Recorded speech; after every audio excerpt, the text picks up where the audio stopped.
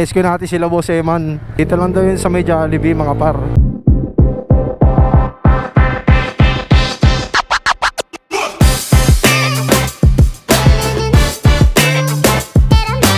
Tanaw na namin sila mga par. Xerox din yung nasiraan natin.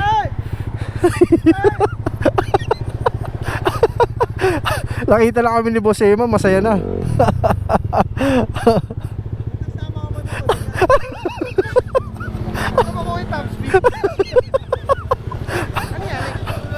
Ano nangyari dyan? Sigunyal? Natanggal yung ano.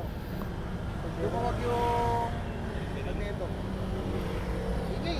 Sobrang ingay. Sobra. So itutulak namin yan mga par. Ano mga testing naman? Ikaw dito, mag-aangkay. Ay ako na lang dito. Oo. Ano yan? Hindi pa ako nga simula ano eh. FCM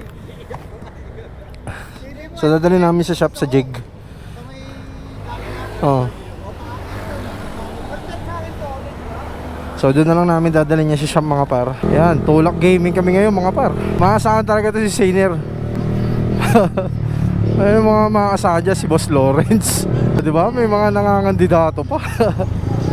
Nag-uusok pa yung motor. Ayan na po mga par. Bumibira. Isa pa. Ayan na. Bumibira. Ayan na mo. Ayup ka talaga. So may takisa na tayo sa shop mga par. Let's go. Ganito kami sa Jeg mga par. Tulungan pag mayroon nagkakaroon ng aberya. Ayan o.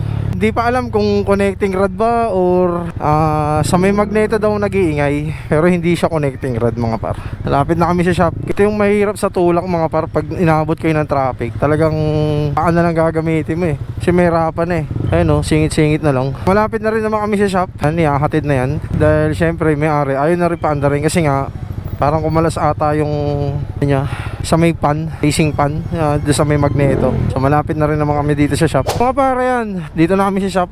Ayun na yung Aerox, dala na rito mga par. So madali lang namang buuhin yan, madali lang namang gawin yan. So salamat sa Diyos, dumating din kami dito sa shop. Let's go!